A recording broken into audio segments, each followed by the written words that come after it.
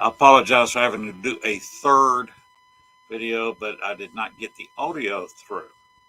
This was supposed to be on the video that I placed earlier. Here it is, the audio that I wanted to place. This is just a little poem from me to you. A Visit from St. Nicholas, original poem by Clement C. Moore. 'Twas the night before Christmas, when all through the house not a creature was stirring, not even a mouse. The stockings were hung by the chimney with care, in hopes that St. Nicholas soon would be there. The children were nestled all snug in their beds, while visions of sugar plums danced in their heads. And Mama in her kerchief and I in my cap had just settled down for a long winter's nap. When out on the lawn there rose such a clatter, I sprang from my bed to see what was the matter. Away to the window I flew like a flash, tore open the shutters, and threw up the sash. The moon on the breast of the new fallen snow gave the luster of midday to objects below. When what to my wondering eyes did appear but a miniature sleigh and 9 tiny reindeer. In the leader, if you look at that nose, you would swear it glows. With a little old driver, so lively and quick, I knew in a moment it must be St. Nick. More rapid than eagles his course as they came, and he whistled and shouted and called them by name. Now Dasher, now Dancer, now Prancer and Vixen, on Comet, on Cupid, on Donner and Blitzen, on Rudolph, lead the team to the top of the porch, to the top of the wall. Now dash away, dash away, dash away all.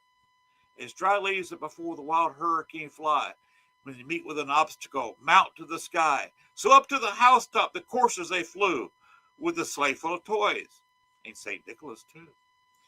And then in a twinkling I heard on the roof the prancing and pawing of each little hoof.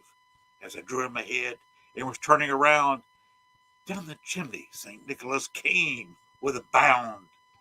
He was dressed all in fur, from his head to his foot, and his clothes were all tarnished with ashes and soot.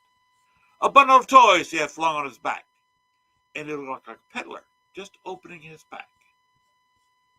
Still wonder where he gets the ashes and soot from, considering I have an electric fireplace. His eyes, how they twinkled. His dimples, how merry. His cheeks were like roses, his nose like a cherry. His droll little mouth was drawn up like a bow, and the beard of his chin was as white as the snow. The stump of a pipe he held tight in his teeth, and the smoke it encircled his head like a wreath. He had a broad face and a round little belly that shook when he laughed like a bowl full of jelly. Ho, ho, ho! He was chubby and plump, a right jolly old elf, and I laughed when I saw him, in spite of myself. A wink of his eye, and a twist of his head, soon gave me to know I had nothing to dread.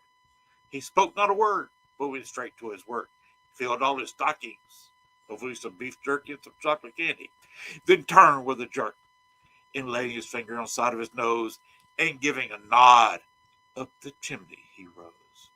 He sprang to his sleigh, his team gave a whistle, and away they all flew, like the down of a thistle. But I heard him explain, ere he drove out of sight, Merry Christmas to all, and to all a good night. Merry Christmas, everyone, and to everyone, from my wife, Gail, and myself, have a most Merry Christmas. I will be back with a year in review of the show Southern Fried Paranormal this coming Thursday. But for now, it's Christmas.